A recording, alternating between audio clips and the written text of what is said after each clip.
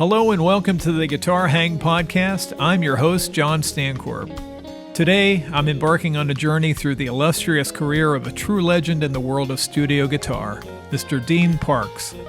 With a resume that reads like a who's who of music icons, Dean has established himself as a studio guitar great.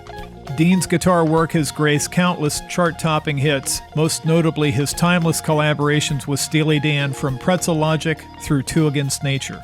Dean and I talk about all things guitar, including our mutual love for lap and pedal steel guitar. Please make sure you hit the subscribe button below and ring the bell for notifications. Now, let's hang with Dean Parks. One thing you realize when you first start working is that, it's not that much horsing around time on real gigs. It's mostly figure out how to get it done and then move on to the next subject, right? Yeah, and I can see the attraction of, the studio thing, especially back in I guess you would call it the glory days. Uh, the live thing would be a tricky. I don't know how the guys will balance that back in the day when there were so many recording dates. Yeah. It seemed like you had to pick one and say, look, I'm either gonna I can Yeah. It's sort of that way, yeah. Especially when you're breaking in, like at the beginning. Well, first of all, I moved to LA and the scene was raging. It would Glenn Campbell had that hit TV show, and so there were some country sessions coming to LA, and all the TV stuff that they were doing. At that time, they weren't still doing the Monkees when I got into town in 1970, and didn't really get in the swim of things until maybe late 71 or something like that. But there was certainly a lot of different kind of gigs. Motown was just about to move to LA. Yeah. So that was an unexpected and welcome thing, that if I could get on some of those sessions, those were totally fun for me who, so you learn to read and then you learn, and you've grown up playing rock and funk and jazz, and then to get to read something that has a groove like that with all of the great players that were in LA. It was just a big fun. I mean, there was a lot of pressure to it, but it was when everything was locked in and grooving, and you get to read the part and it fits already, right? Yeah. Whatever the producer or you improve, is just a bonus, but right away it's fairly cool. Everything fits together. Now, if memory serves, I think I read in the James Jamerson book that he came out. I didn't know how many other like Bob Babbitt came out, Jamerson came out, some other drummers, and yeah. So George Bohannon on trombone, for sure. yeah, Was whenever it was a horn section, he was yeah, in those Motown sessions here. There were writers that came out, like Gene Page had done a lot of arranging, I believe, in Detroit, and him and James Carmichael were the main arrangers, yeah. and so them for sure. Dennis Coffey came out. I got to work some sessions with him. Wow. The guitar players on the first Motown sessions I did were mainly Don Peake did some, Louis Shelton did some. David T. Walker was on almost everyone. Yeah. He was excellent. Yeah. Charles Wright was that the 103rd Street band? I can't remember the name of the band. It's a very famous funk band from LA. And Arthur Adams played on some. So there are usually 3 or 4 guitar players, and parts written out that would fit together like a little music box. It was really great. And then they would play through the song a couple of times, and then the producer would change everything. Oh wow. And things that were working, things that weren't working. And I was pretty impressed at the flexibility of the arrangers to, they'd sit up all night doing these charts that were perfect and then have them dismantled on the spot and have to dictate new parts to each guy, or, they want to hear the bass and the bass drum together, but the charts are a good place to start because you've already got something solid. And I guess the composers were, I don't know how they communicated with the arrangers to get, how elaborate the demos were, but not very elaborate, I guess. We never heard the demos on the Motown things. They were just charts already fully formed. And then they would dismantle them and you'd make marks to note the changes or whatever it took. Were they dismantling it because they based on, it's kind of like my thought process would be, in football you have all these different lineups coming out for certain plays. So Yeah. in a producer's mind, it's like, okay, this particular track, I want to hear something specific. And Motown had this amazing things that you wouldn't hear very, like the tambourine was a major thing, and just the way the rhythm section was built, I would think that was a big thing, is how does it groove? How is it going to appeal to the masses and make people want to, Yeah. feel I something? think the way sometimes in Motown, the writers were the producers, Okay. like Freddie and Bob Gaudio. They would produce the things they wrote. So that was part of it. But one of my favorite producers was Hal Davis, and he was not a writer. And but I thought I think the producer in a session is the representative of the listener, Yeah. the final listener. So in a way, having high standards, but not a very technical grasp on music itself is kind of an advantage for him, because he's saying, he's zoomed out to the big picture. Hey, this thing is boring. Exactly. Yes. That zoomed out, or this part here sounds like it's falling apart. Let me hear the bass and the bass drum together, which, you never would think of doing as a musician, just isolating part of a drum kit and the bass and hearing those together as though, we hadn't heard the song. We heard it playing it down the first time, right? But you're reading well enough to be able to pull that off. And then sure enough, there's a conflict there. He simplifies it. He makes it something that you can remember. And as a hook, it's a hook because it's simple. Yeah. And it's novel to a degree. And it was sort of, he was courageous. I wrote a song when I was doing all those Motown sessions. Me and a friend of mine, Don Fletcher from Fort Worth, he had moved out. He was based at a naval base nearby. So we'd get together every Sunday and write songs. And I'd take him into Hal Davis because I picked him as the producer that could tear it apart and make it a hit, right? And finally, Dancing Machine came out of that process after several months of us doing it. But I really wanted Hal Davis to produce it because he was brutally honest about what was making it and what was not. I had some very tricky little parts on the demo, and he threw that out and made it simple. And sure enough, it pops right off it's a dance record now. So I would think that you fill a diary full of just your experiences with producers. I mean, from Hal Davis to Gary Katz to all these folks, they all wear completely different hats. Same hat, different type of hat.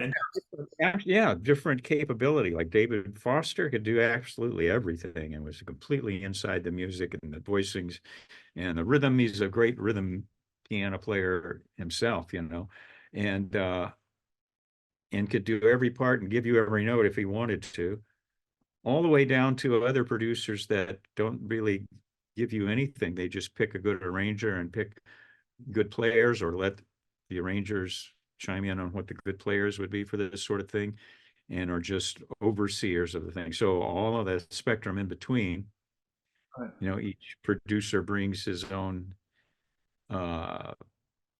inside baseball knowledge to the Right. process. And so that's a pretty interesting part of a new client back then. Or even now, what does the producer already know that he wants? How specific is it already? And how many takes do you think we're going to do before he says, yes, that's a take? Because in the case of Don Was, if it's a first take is pretty good, he's going to want it as close to the first take as possible. And with guys like Steely Dan, that, let's face it, the first take is not ever going to be it. With Stevie Wonder, the first take is always it. Yeah. At least I haven't worked with him that much, but the 2 times I worked with him, it was just an overdub situation. He took the first take, never, no input. And I assume he's that approach is probably the approach he took when he did an overdubs on his own things too. He wants it as fresh and as possible. So you get a Steely Dan track that everything is so pristine and every layer has been so curated. It's perfect already. So what you do needs to be perfect. Sorry. It's going to take a while to figure out what's perfect, and then it's going to take a while to figure out how to make it feel like you were playing with, fit it in, and maybe the perfect thing doesn't quite fit, and you have to lop off part of your part to make it work or whatever that is. And then Stevie Wonder, it's all rollicking, and everybody's not, every instrument in the thing is not necessarily hyper attuned to every other instrument. You're just all charging forward and that with that great momentum. So a looser thing is going to fly in that kind of a production. So everything in between, you learn it, and then you start performing to those expectations. You're probably not going to have a real take until take 6 or something, and so your real energy you start zeroing in on it when you can feel that a take is imminent. Yeah. When everything is sorted out. It strikes me that you would be a liaison between the producer and the other musicians in terms of being able to, if there's going to be alterations, where you would write out charts and kind of be the go-between between the rhythm. Yeah, that's for sure what the arranger does. He's the guy between the musicians and the producer. So he's like a same role as the music.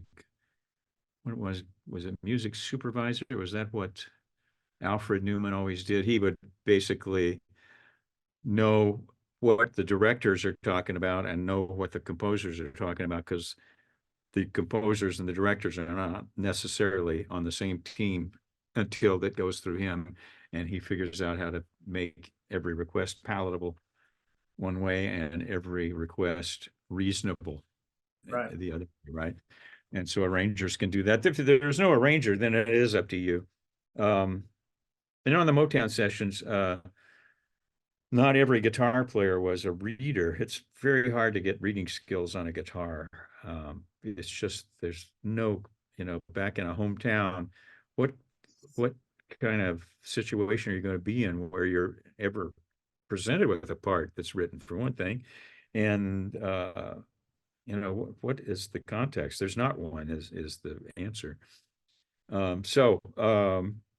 For the guitar players on sessions tend to have that can't read, have excellent memory, and once they learn something, it's locked in. And it's like a good road player is the same way.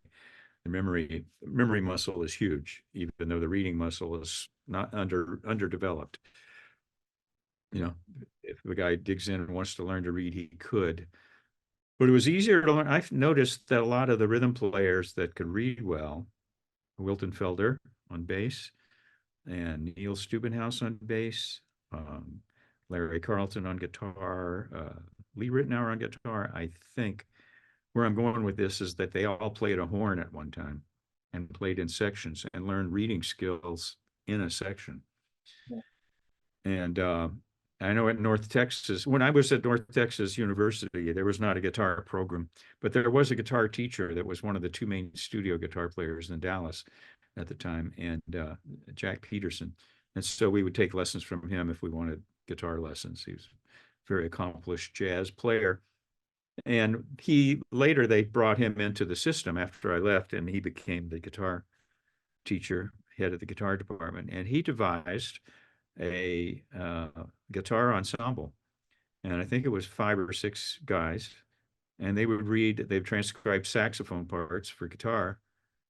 And you count it off and you'd all read it down in an ensemble. Great way to learn to read, because you're getting reinforcement when you get the rhythm right. You're getting reinforcement when you get the melody right. You're getting embarrassment when the melody's not right.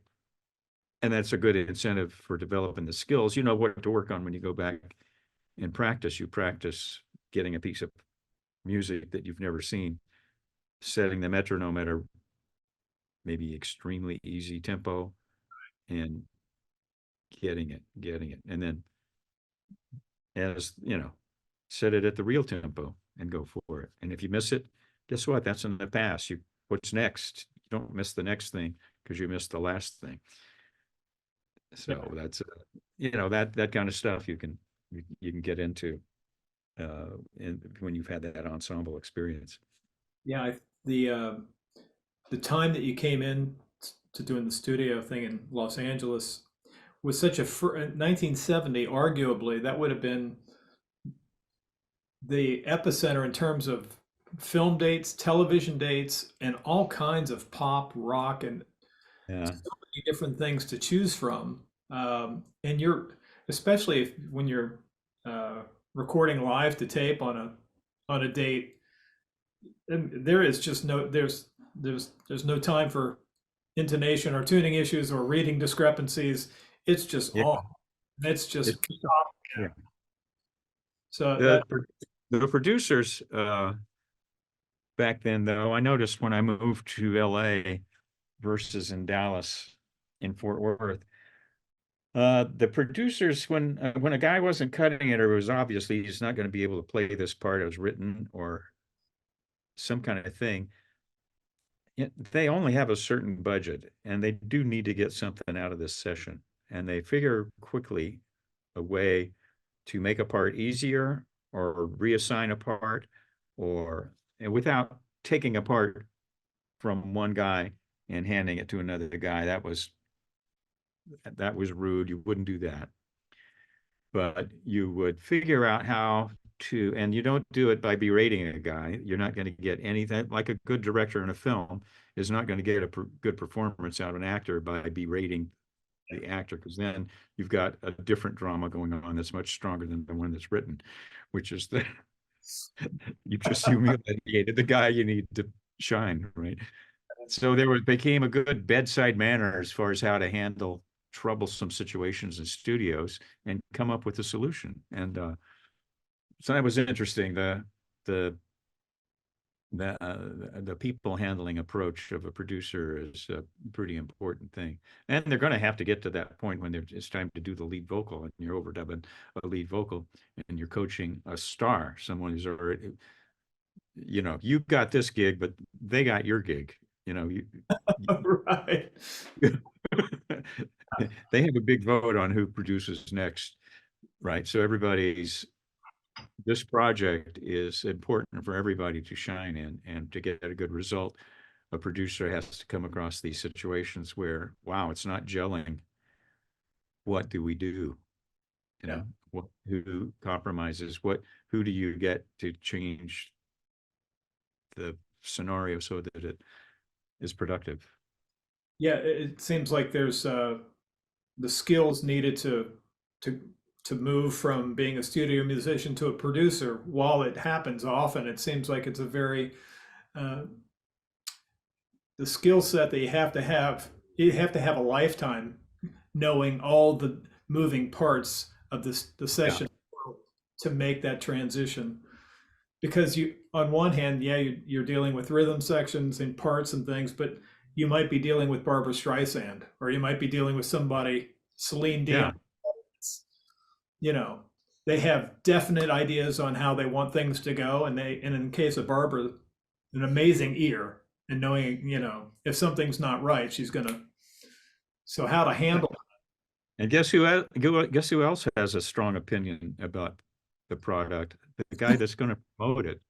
And if Yes. he doesn't find a single in the thing that a producer comes up with, then he's not going to put much promotion effort into that project because he doesn't think it has legs. He doesn't think so. That's all of those things that makes producing. It would be, if you really wanted to do it, you'd definitely get into it and cover all those angles. And that would be a study in itself. But a producer does have to learn, uh, you know, good manners as far as helping an artist into a piece of music that's brand new to them.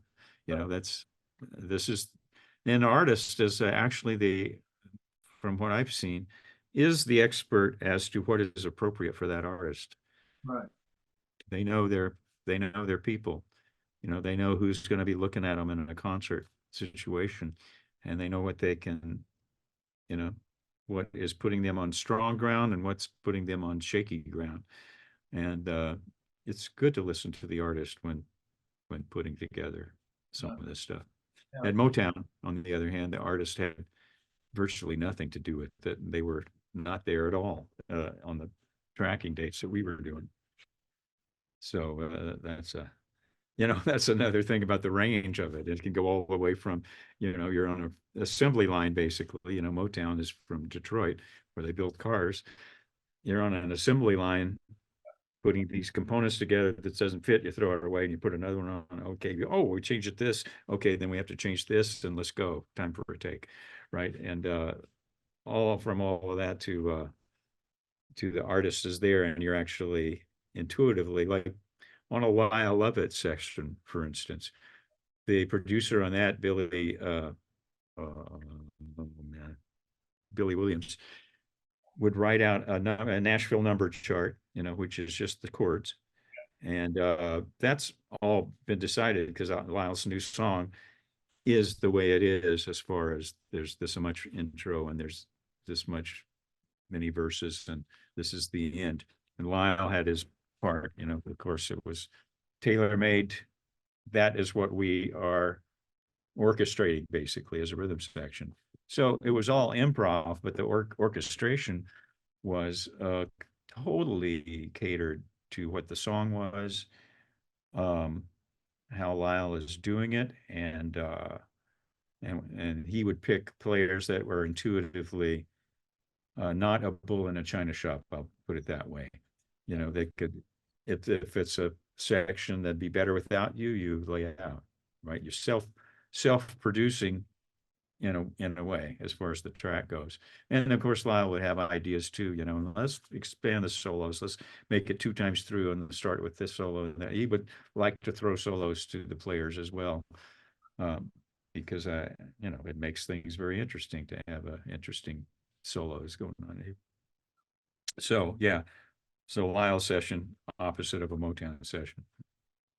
The beautiful thing about, there's like an unspoken thing between, if on a date it's you and Leland and let's just say John Robinson, you guys have done so many dates and you know each other so well, and there's just a vibe.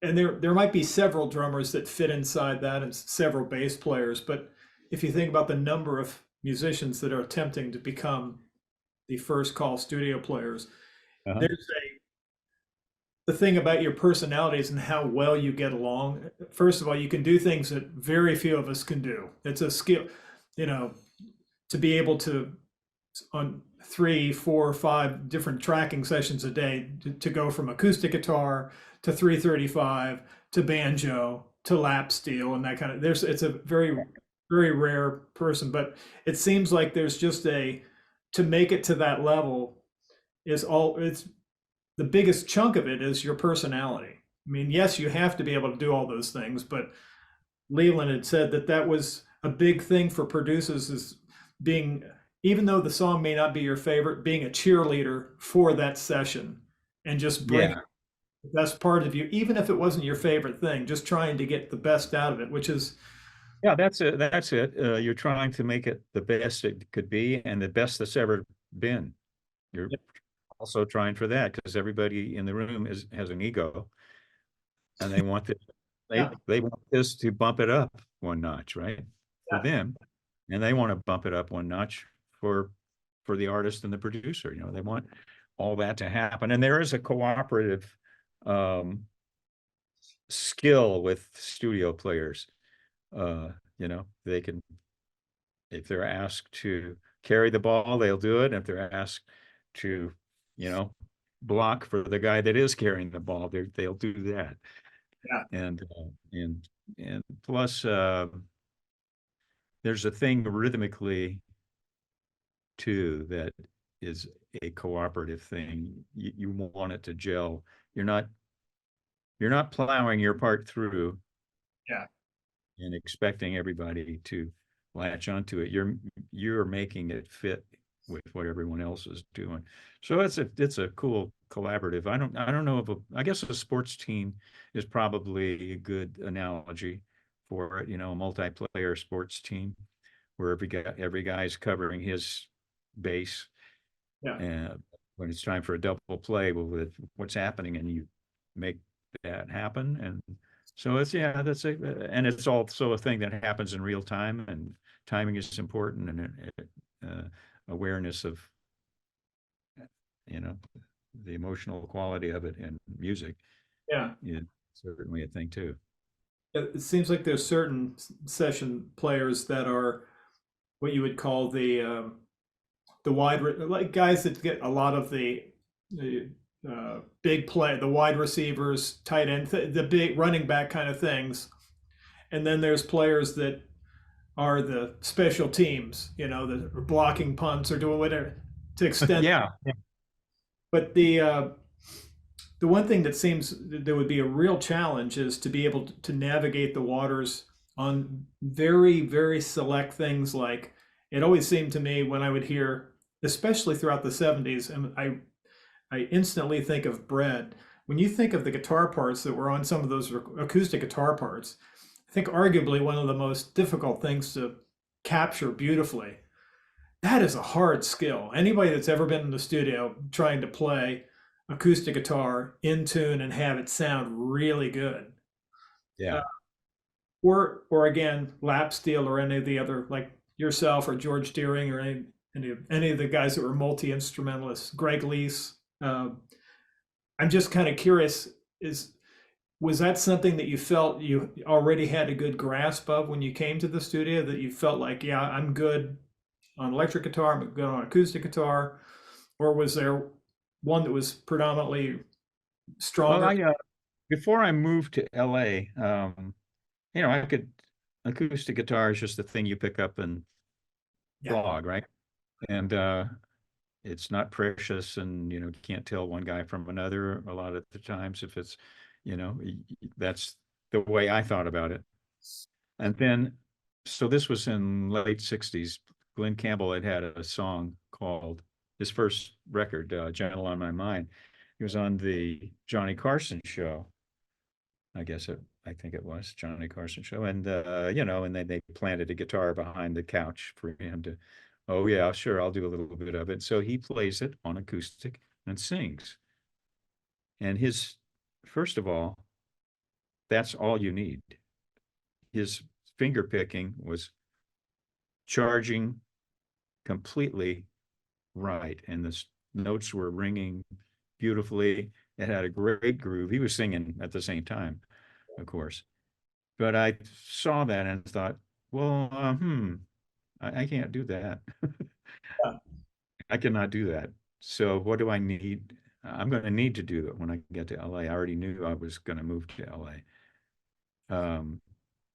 So I got a metronome, and I just figured out very slowly what the components were of a fingerpick guitar. I had Doc Watson albums, and you know, and Merle Haggard records. Um, you know, I had Paul Simon, James Taylor. You know, I had the records, and I had a new guitar that I had built, and by Earl Prince there in Texas. And so I just worked it out and worked it out slowly and worked it out, just figured out every combination I could do, all with a metronome at various tempos. I even had an exercise at one time I did for myself where I would just have a click on every bar, and I Oh, would have a 16th finger picking part, and I would learn, up. I was a little early, slow it down. I was a little late, speed it up. Just learn to live with the perfect, be comfortable with the perfect click, from whether it's doing eighth notes, or dun, dun, or dun, dun, do the 16th, switch it to triplets.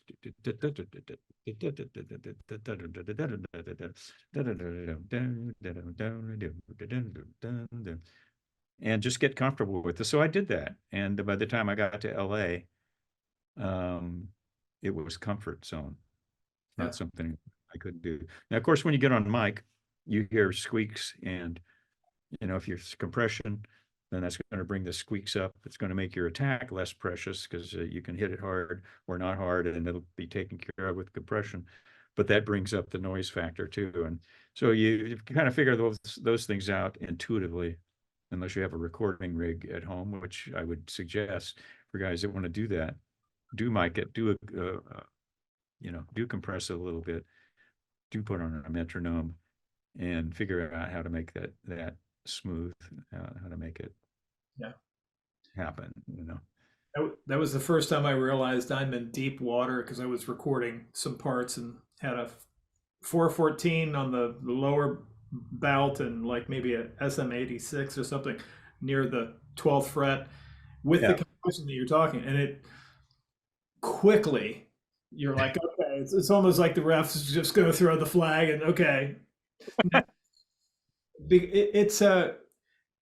And I think that if somebody presented you, Dean, with your full discography, and then put in take into account if you hadn't have done that, ha- what your discography would look like without all that. Oh yeah, that's true. I mean, because that's a you've done a one. I don't know if it's equal or what. It doesn't really matter what the percentage would be, but that is a huge part of what you're known for. Yeah. Yeah, it turned out to be I was the acoustic guy there, or at least I'd be considered for an acoustic part, especially in the 80s Yeah. now, which is moving forward. But in the 80s, it was, all chorus units, compressors, EQs, and machines, right? Very little acoustic guitar. But then, boom, here comes Michael Hedges. Oh yeah. And, whoa, here's some interesting stuff. And I kind of got interested in acoustic again, kind of counterintuitively, just because I thought there's some good music in an acoustic that I hadn't thought of. Snuffy Walden does that 30 something Yeah. theme That's and how all. I first. Oh man, yeah. And it's just the greatest thing. And I already liked Crosby, Stills and Nash, and Paul Simon, and uh, uh, Levin Spoonful, John Sebastian. Sebastian. His guitar parts were exquisite. Um, Judy Collins on Suzanne, and Oh all yeah. of that. I was familiar with all that anyway, so I had a good handle on it. Got a good acoustic of Santa Cruz acoustic and started digging in. And then all of a sudden, acoustic started gradually coming back, and I was newly tooled up to be that guy. Even though in the actual 70s and 80s, that I did some of that, but it wasn't a huge amount of it. It became more later. Yeah. When you were presented with a chart of some kind, Nashville chart or what have you, uh, things like Ricky, don't lose that number, or even fast forwarding to Change the World, were those parts that you came up with based on, okay, here's what I'm dealing with. I want to come up with something, a hook of some kind, or was there prescriptive things like, okay, make it less like this, make it, harmonize in thirds, Yeah. Okay. Ricky, don't lose that number. It started out with tracking, and I'm playing the acoustic part. And so it was labeled that I play that for the intro, little two-part thing, which was written for keyboard as well. And the chart was a Michael Mardian rhythm chart. So it was treble clef, bass clef, and chords and slashes in the middle. That was the basic format of rhythm charts in the 70s. And so you could see the whole band there and you could kind of latch onto any part of it. I played a little bit of bass at the lab bands in North Texas as a sub for bass players. So I was uh, bass clef. I could read bass clef. I could be comfortable there. So that part was, there was no particular acoustic part for the whole thing. It just, Mardian said, try fingerpicking acoustic, do that line, Yeah. and strum the choruses. I think that was probably it. And then on the overdub, there was an electric guitar overdub that I did that was the kind of the honky tonk woman kind of a Yeah. fill the chorus, those things. Yeah. Yeah, I didn't play the solo, but I played all those things. And that was just my idea to do it that way because I thought, well, I like that kind of approach and I like these chords. It was kind of a task keeping my guitar in tune to go through a whole take. I think we ended up punching in every one because it, ends up getting bent out of tune, and those things have to be so perfectly in tune. And my guitar, something about the setup made it a problem. But so that was you make it up, but you're in an overdub situation, so you can work out a part and take stabs at it and punch in things. And there's a different kind of craft involved when you're doing an overdub. And you got Walter Becker and Donald Fagen critiquing every moment, and then Gary Katz chiming in from time to time. Seems like the word scowl comes to mind. That No, they were not. There was no scowl. There was always enthusiasm from those guys, and if a part wasn't making it, they might have an alternate part that it would trigger an idea of a better or a fix to the part I was trying or something like that. Not much of that happened on that overdub session. They were just liking it and letting me, do it until we all liked it. Yeah, there's a brief footnote. I think that the personas that I think most people thought Walter and Donald were probably not exactly who they. There was probably a lot more levity and humor and just Yeah. good vibes going around than what you might think. But I think somewhere along the way there's this mythology of them being, especially when it comes to tracking for Peg, and they have all those different players come in and out. So it sounds like they're a little bit ruthless, but I'm sure that wasn't the case. They were just trying to get the. They're not ruthless to your face. They're ruthless when it comes time to let's try somebody else, right?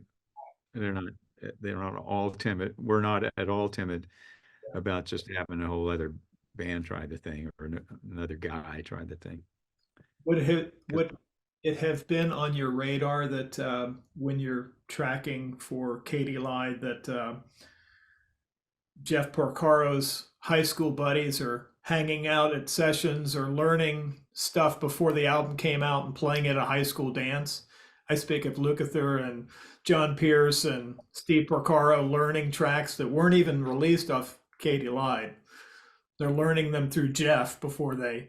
I think that and that Paige and Jeff would show up at a dance, a high school dance, and hear them playing, something from that album is just baffling.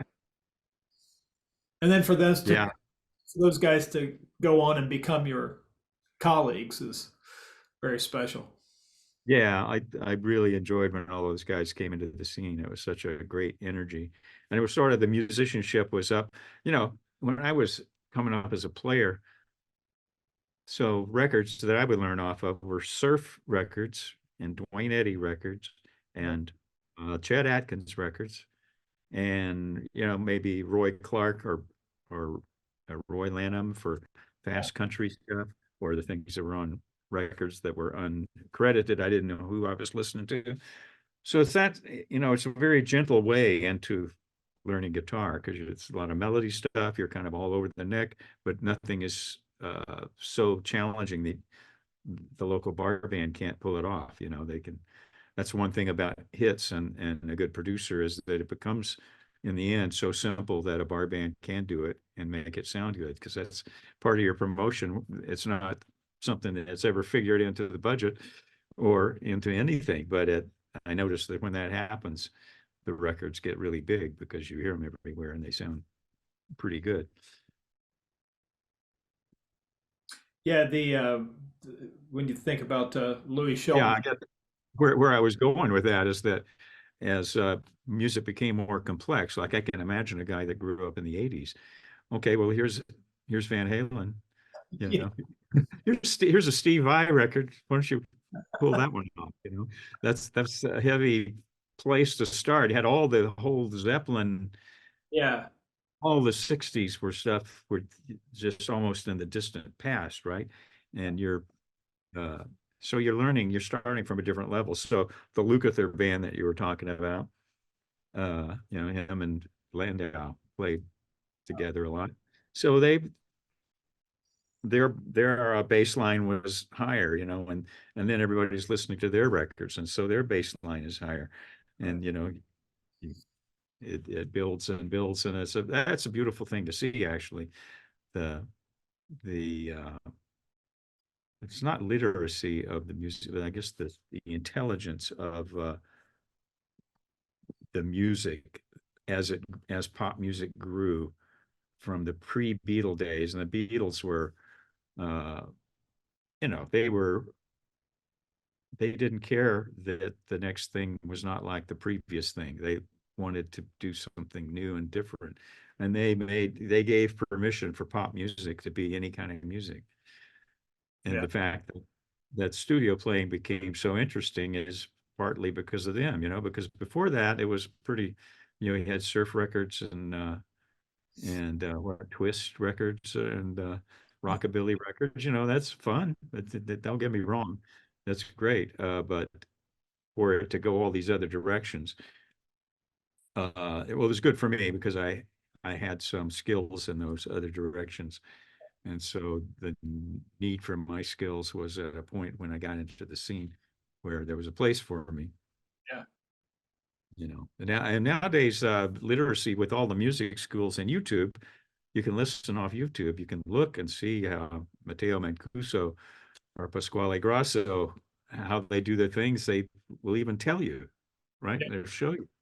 And you see these great shredders, Troy Grady with his camera mounted on the fretboard, and well, that's pretty interesting and pretty scientific, and you could kind of jump in and make something out of that. And so musicianship these days is very high. Uh, Ironically, the way to make a living in the music business has become confused.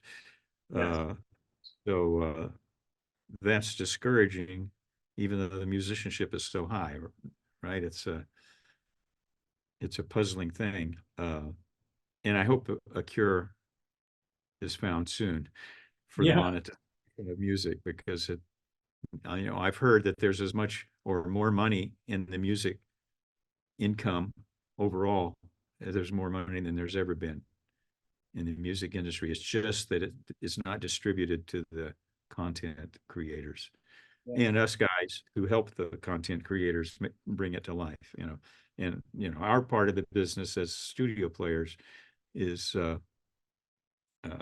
possible only with the good health of the rest, the content creators, the writers, and the performers that hire us. If they're not having a lucrative time of it, then we're not. yeah. I guess the one thing that is nice is that you've got a lot of different directions that you can go into as far as you're still doing like live things like a Grammy kind of thing. So you got that thing, and then film dates, films are still happening, and there are still people that are coming to the top guys because again, at any budget, expediency is the key. Somebody that's going Yeah. to knock down and get a take when Yeah. necessary. And have a little salad of choices too, because you get to, everybody involved has a particular vision of a thing, but when it comes right down to it and you hear it back, maybe it's not enough. Maybe it needs to change direction a little bit. And so, it became a thing in the 70s where players were versatile enough that you could change directions and everybody would be comfortable with that new direction. I think from what I understand about the 60s recording scene is that, at least in guitars, everybody became typecast, which is unfair to all the players. But a country thing would be James Burton or Jerry Cole. That's the guy you'd get. You wouldn't get both of them because they came all over each other. That's the common fear. And so you'd get one of those guys, and then on rhythm, you'd get Al Casey on rhythm guitar, and then nylon thing would be Tedesco, or a reading thing would be Tedesco, or he could kind of play any part of anything in that way. But I guess what I'm saying is that there were specialists, Right. and you couldn't turn on a dime.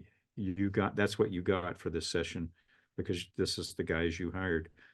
And then I think as Louis Shelton and Larry Carlton came on the scene, they were more varied in their musical comfort zone.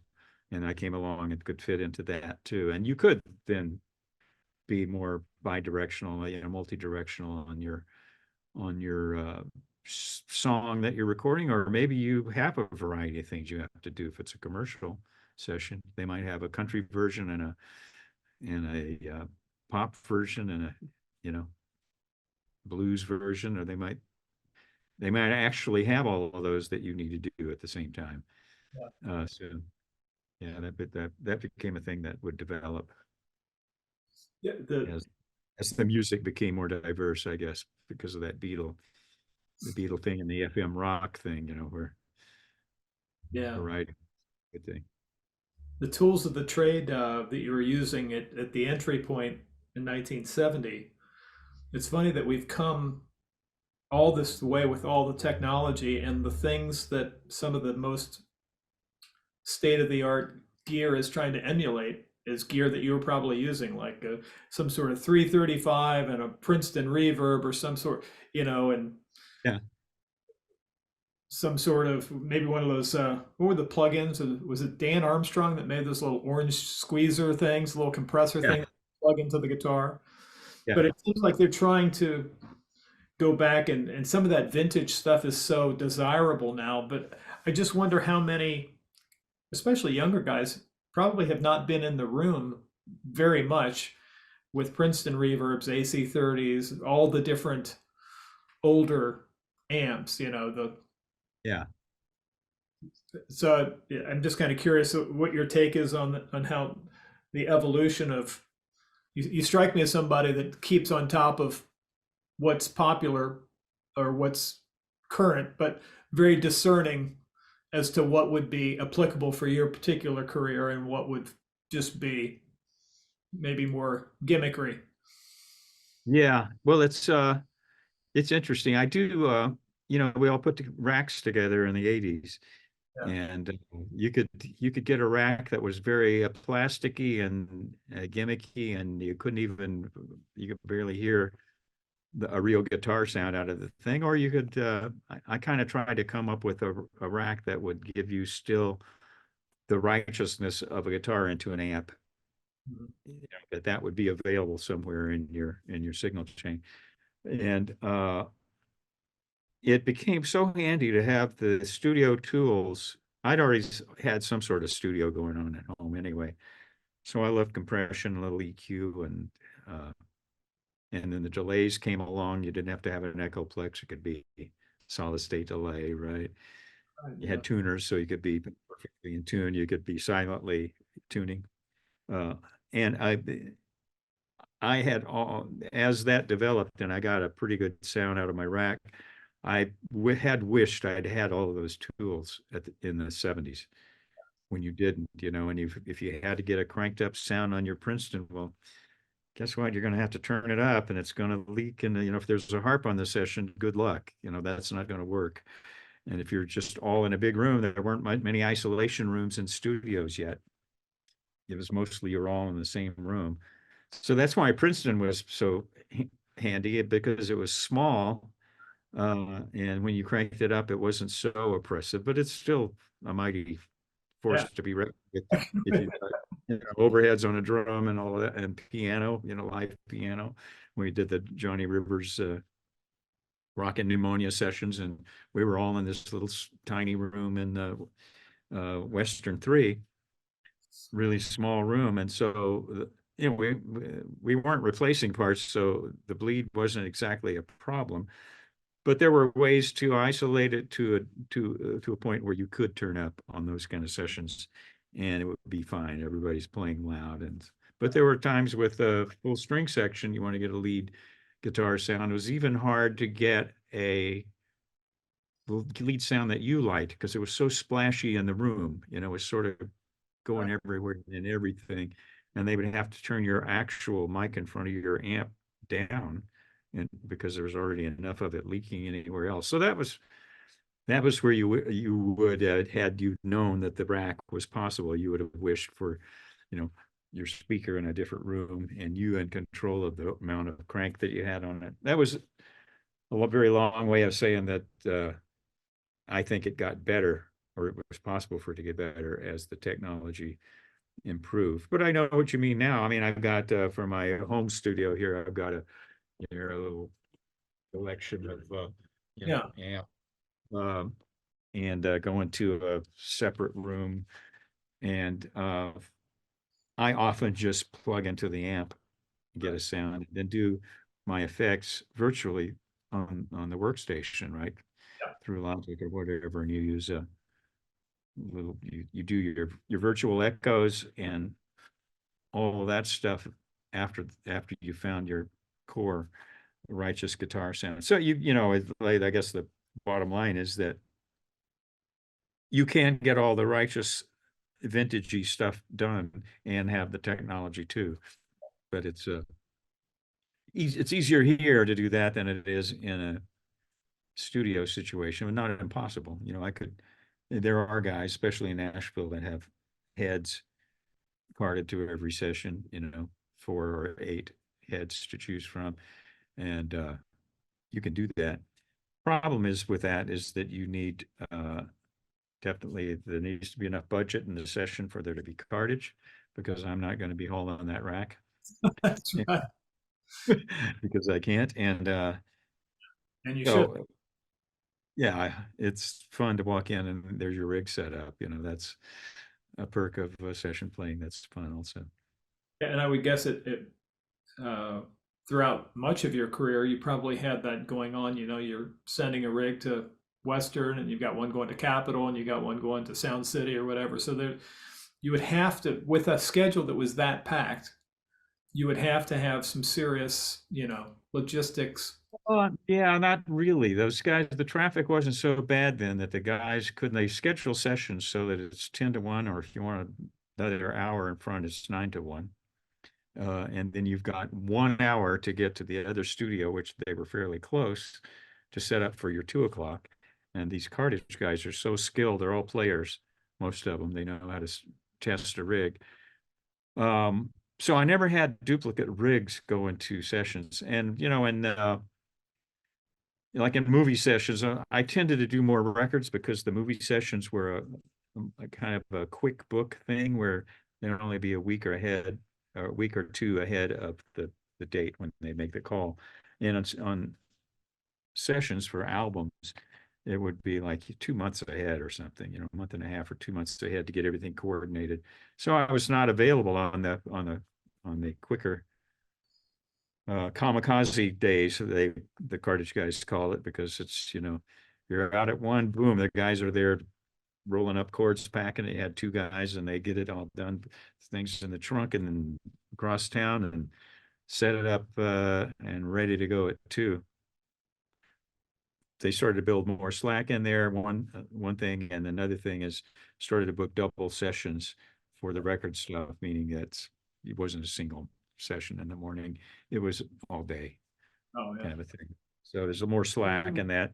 So I do have some duplicates though for my live rig if that has to go out to some tour that I'm a part of, and I want some of the same components, and I've still got sessions here before I go, and sessions as soon as I'm finished. There are a couple of pieces that I have duplicates of. So, and I'm covered in case of a failure too. So, Are you going out with Lyle? Is he one of the guys that you're? no, I have gone out with Lyle. In fact, I was kind of there. It was at his sessions. I learned so much from Paul Franklin on a week of sessions there.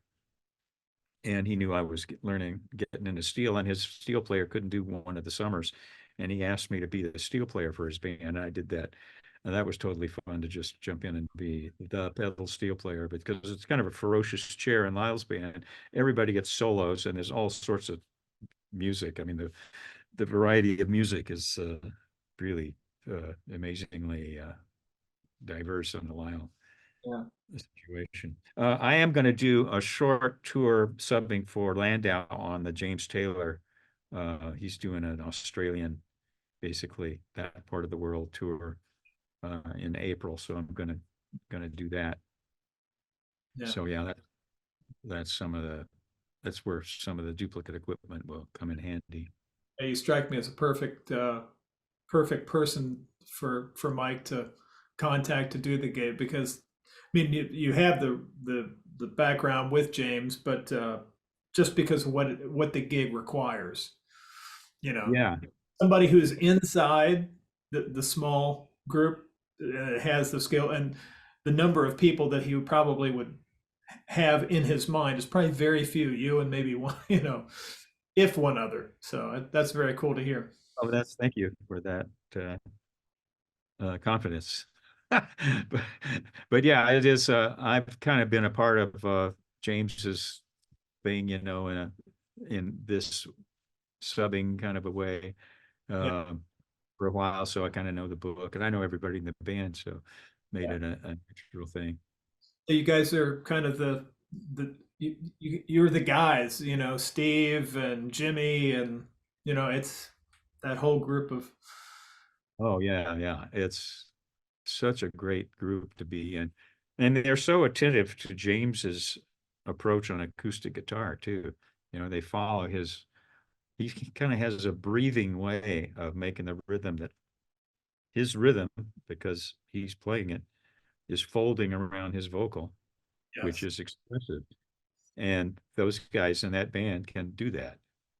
They can make it sound steady, but elastic in a way that makes it seamless. Yeah. And it's easy to take it for granted, but if you ever listen to a live James Taylor thing, kind of listen for how that happens. It's a big organism that is breathing together. It's kind of a beautiful thing. Yeah, they're wonderful players, and they're arguably the top of the top. I mean, James would never think of it that way, because it's like his people, it's his family, essentially, or people that he's very, very close to. But yes, the reverence, because when people come to see his show, that voice is, you'd be hard pressed to not think of a voice that's more iconic with, in the last 50 years, an American sound. Yeah. If you didn't know any other, if you didn't speak the language, and you didn't know about American music, you would probably, in your own dialect, go, oh, James Taylor, because he's got such a iconic thing. Yeah, it's soulful, it's countryish, it's so folk. Yeah, you think of rootsy American stuff, it's very sophisticated as well. Yeah. Those voicings are exquisite, right? It's like Bach is writing your pop tune. And his persona is it's very Mark Twain-esque. He's got this vibe to him that he's kind of like a Norman Rockwell character. He's in New England now. I think I heard a quote that Joni Mitchell said that his guitar part is like that crafted by a New England carpenter or something like that. Yes. Yeah, you can smell the cedar, or whatever imagery you're thinking about. I'm just a junior guy. I'm still in the world of lap steel. I absolutely adore it. It's a '56 Judson Fender lap steel. I'm in a Pink Floyd tribute group, so that was a requisite to be able to play the. Oh yeah, okay. But my heart will always be in the. I love pedal steel. From Paul Franklin to Sneaky Pete to Oh Pete yeah. Drake and Ben Keith from Neil Young's group, and a guy who's not a virtuoso player, but I adore is Daniel Lanois. What he does with Yeah. pedal steel, and it's the next thing for me. My family probably will not be terribly excited about it to hear, Well, but my girlfriend at that time, who's now my wife, said that I signed up for a rock and roll guitar player. Now I've got a pedal steel player. What's the deal? right, I've got Because cats. just get ready for an obsessive Oh, period in your life.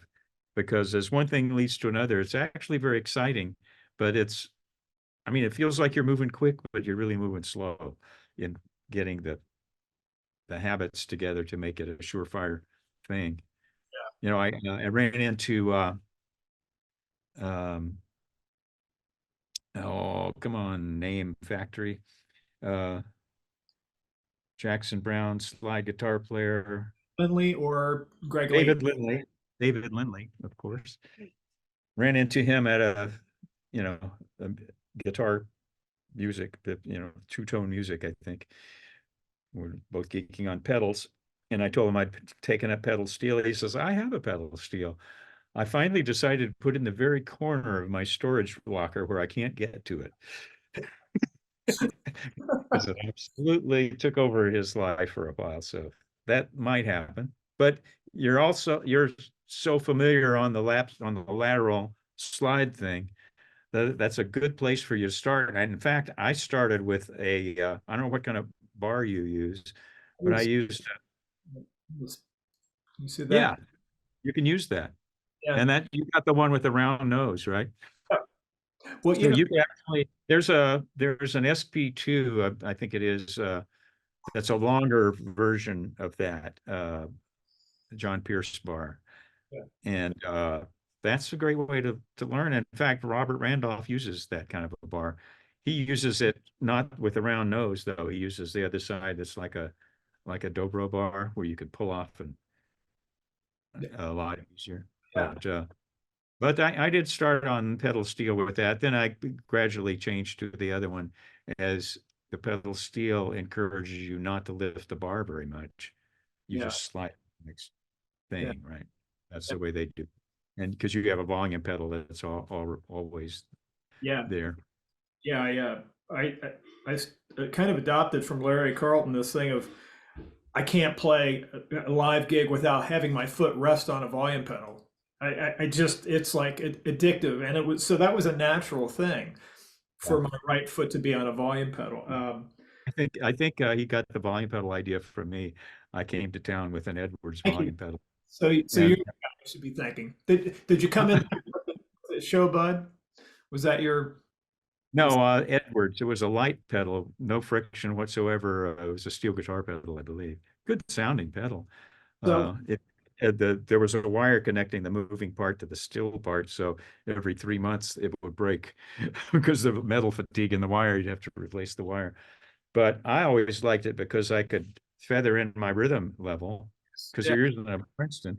You set it at a solo level, but you play it back here a little bit, which is what a pedal steel player does. And you're always, I like it now, even in a live situation, because I can balance myself to the drummer, however loud he's playing. And then when it's time to pedal to the metal, you can slam it down and go. But you also have that effect thing that you could do, and you can also simulate more sustain than possible by hitting it hard with a pedal back and then feathering it in yeah, inaudibly, but you know how that goes because you're used to a volume pedal, right? yeah, yeah. The, I I had a long time for this to kind of arrive. I put the Pink Floyd group together in 2008, but we didn't do our first show until 2009. So I had a period of time to get into it, and I'm glad I wasn't like taking any course or following anybody too much. So it allowed me to adopt certain techniques, but what I had in my mind in terms of vibrato, in terms of how I would hold the bar and execute, was completely different. I find that when I hold the slide with these three fingers, that I use the other two fingers fanned out, and it allows me to rock and be in tune when I'm applying Oh vibrato. yeah, And yeah. Buddy Emmons, you see him doing that. He has his fingers out there. yeah, it's like They're, the Spock thing. I just uh-huh. That's right. These two. I mean, you see his bar, and it's like the two fingers, and then he's holding it here and can pick it up. And he's from the days of fixed steel. He's excellent fixed, uh, not pedal guy. The disappointing thing about pedal steel is the strings are on what was originally an 8-string neck, but they decided to add the 2 strings, and no one bothered to widen out their hardware. So it's 10 strings in the place where there used to be 8 strings. And so this is more of an 8-string spacing that you've got on your lap steel. And when you go over to pedal steel, it's do you use picks already, finger picks? I don't use finger picks. Yeah. I use a flat pick in my because I've always played with hybrid anyway. So I use sometimes I Yeah. use fingers, but it's mostly You hybrid. can do that. And Paul Franklin actually told me do that if it is more comfortable for you. Whatever your technique is, do it. Hybrid, or Huh? is that how you I play?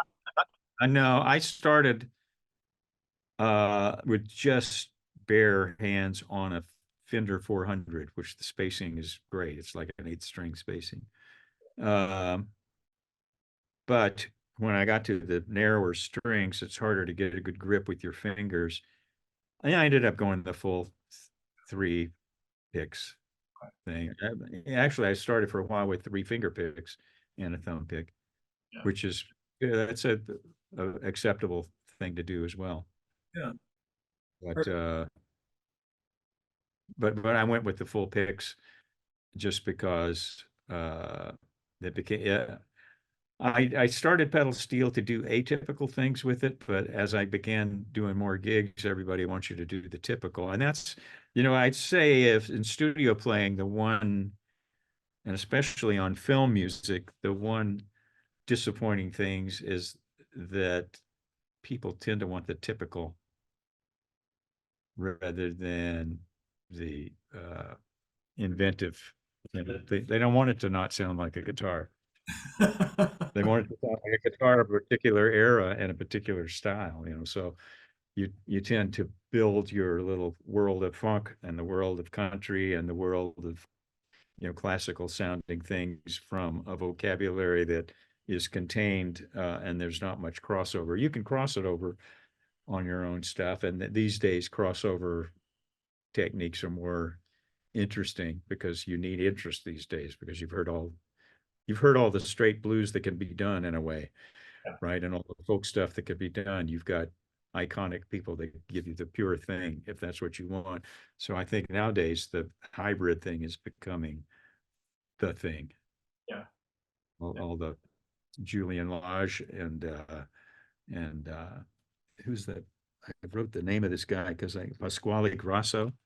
Yeah. Are No. you familiar with him? Yeah, he's a jazz guitar player, but he plays hybrid with some of the top notes he plays with his fingers. Oh, And wow. Matteo Mancuso plays like a classical guitar player, and you wouldn't know it because it's so fluidly great. He's got hand positions that he does, and that one where his fingers are like running uh, along with the string. It's Yeah, very unusual. I was like, man, that guy is just amazingly good. Yeah, just pure music. Those guys. Check out Pasquale too. You'll enjoy his jazz approach, and it's just so to get it all over the strings. There's just no technical problems there. He's not struggling doing a full picking thing.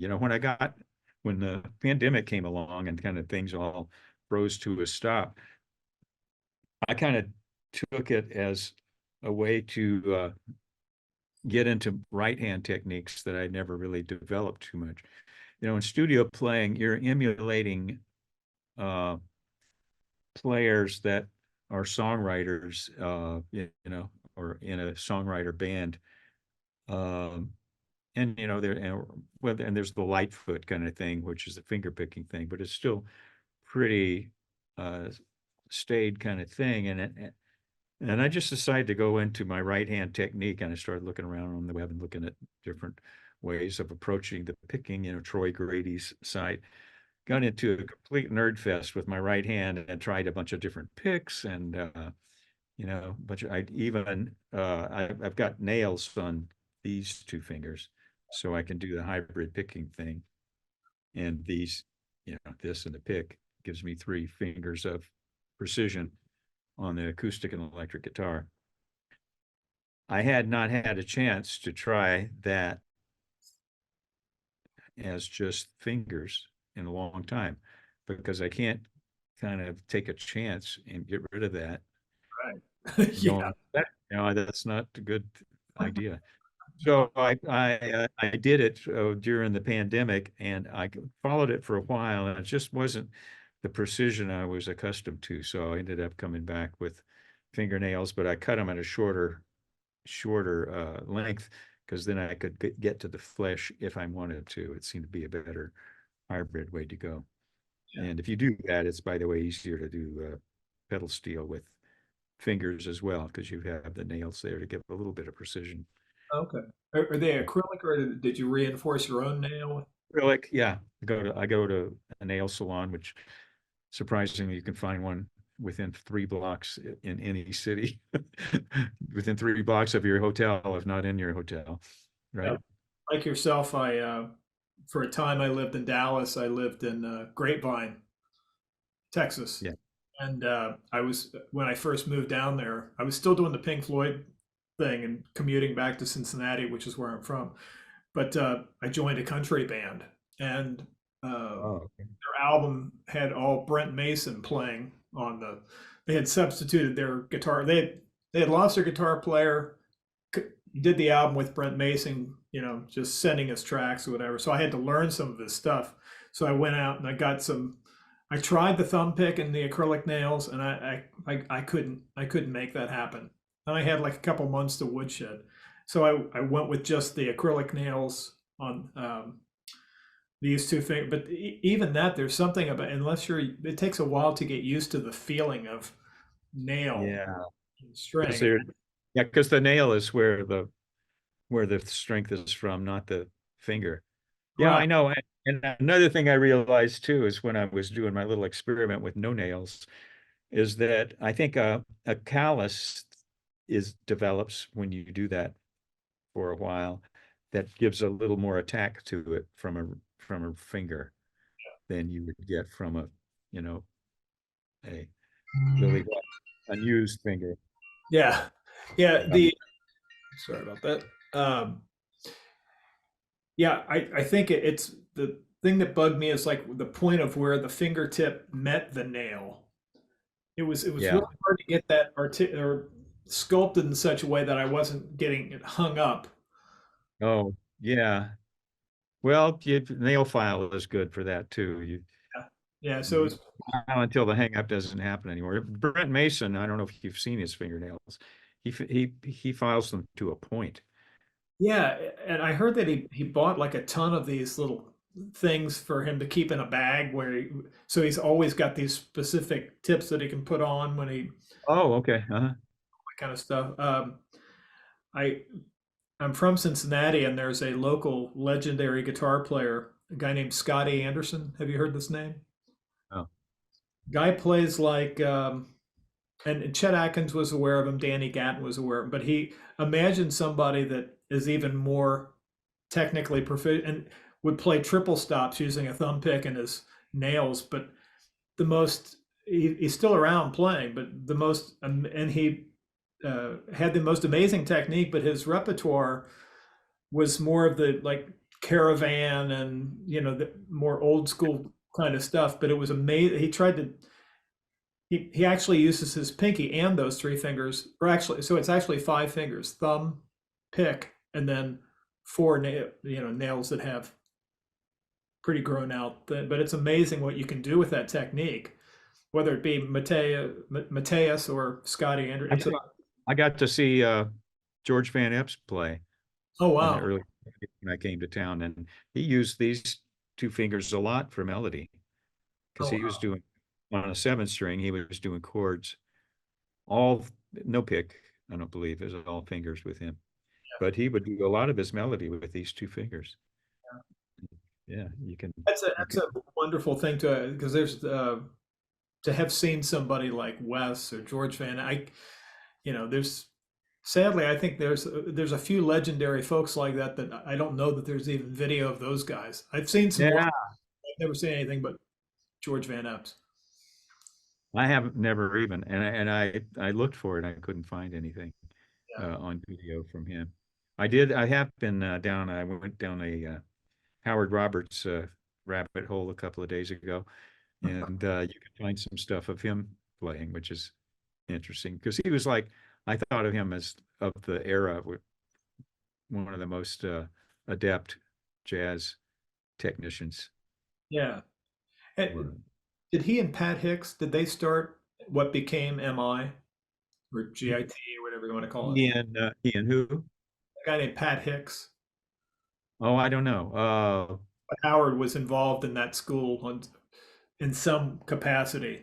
Yeah, no, he was a major. Yeah, he was a major force of that school, but I didn't know Mr. Hicks. Yeah. And I know Tommy Tedesco would come by and do just absolutely hysterical uh, Yeah. clinics and things talking about it. And it seems like Steve Lukather has kind of taken that baton because anytime I see Steve in an interview situation, I get to see him at a thing in Las Vegas called G4 with Joe Satriani and Peter Frampton and some folks. Yeah. Stories that he would tell reminded me a lot of Tommy, just hysterical stories about, Oh yeah.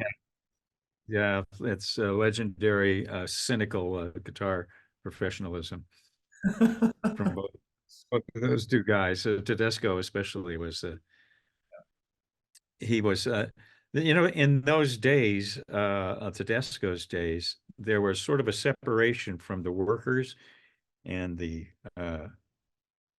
people that were hiring the workers, and the suits they would call them are in the booth, and the musicians are out here, and it was like a um, I don't know. It was yeah, let's just say they enjoyed playing with each other. And there was one time that Tedesco told me that he decided to not tune his nylon string guitar until someone in the booth asked him to. And so it took a month for that to happen. Oh yeah. So, which And some guys that were there said it was pretty gamey toward the end of the third and fourth week. It was pretty out of tune, but he would do that, fully confident that his job was not in jeopardy. And I probably didn't have the confidence to do that because yeah, he there was a lot of, huh? seemed to have a bit of an irreverent attitude about those that know and those that don't. It's like, well, look, if you guys are going to call me out and it clearly proves my point, you don't know what the hell's going on. That you Yeah, keep. that's right. Yeah, so let you hang yourself was that was the tack for Yeah. sure. And apparently he would like to. Maybe he did this with you. He liked to when you guys would go pick up your stack of checks to bet and see if who had the larger stack of checks. And apparently Jeff Porcaro lost once. Like a Oh, stack of. I think. his whole stack of checks. Yeah, yeah. That was a big thing. Tommy would do. He would say, "I bet I've got more.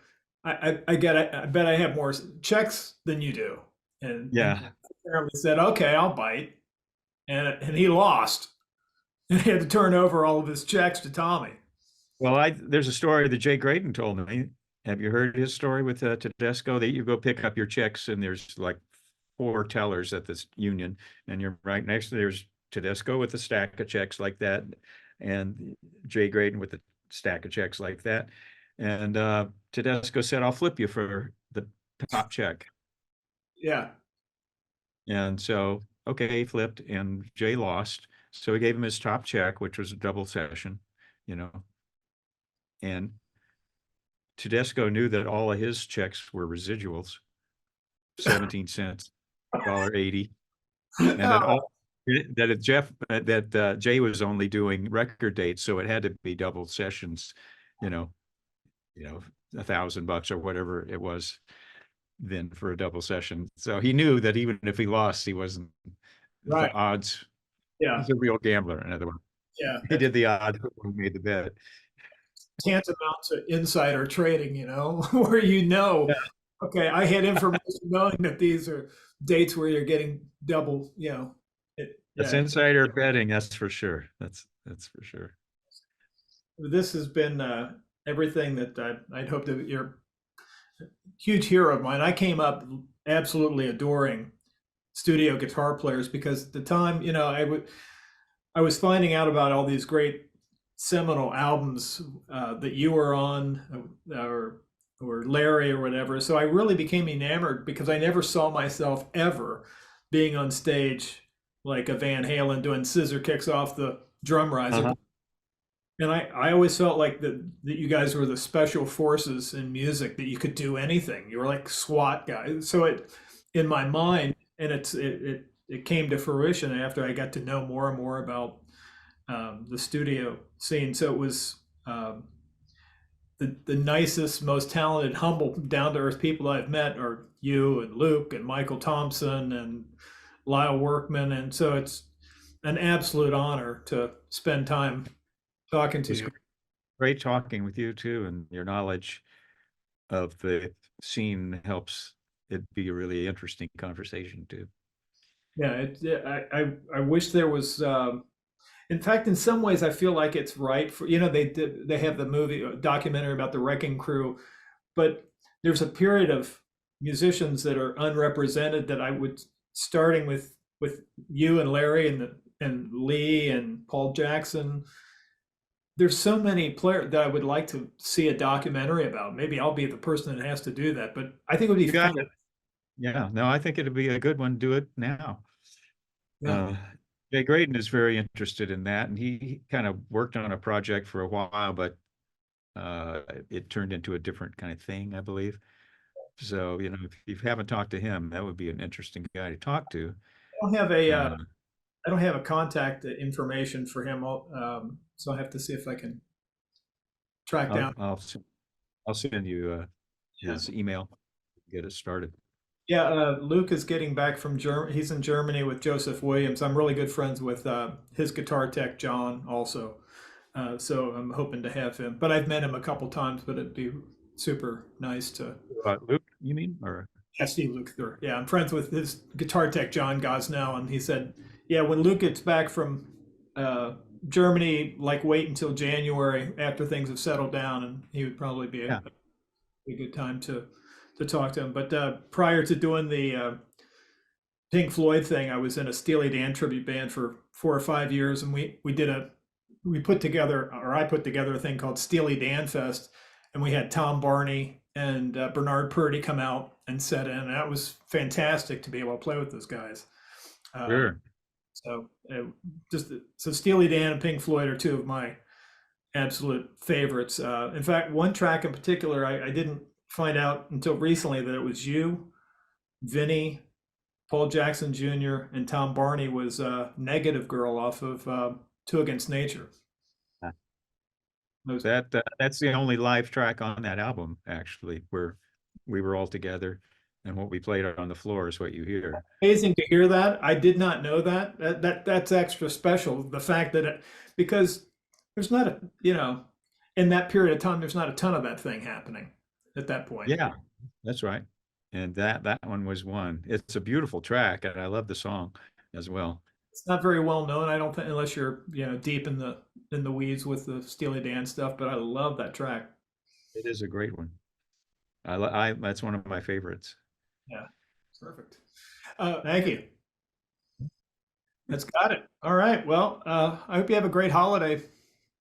Thank you. You too. And, And if you need any tips with pedal steel, oh man, or I man, have. I'll send. Thank you for tuning in to the Guitar Hang Podcast, interviews with noteworthy guitar players from around the world. Go ahead and hit the subscribe button and ring the bell for notifications to stay updated on our latest episodes.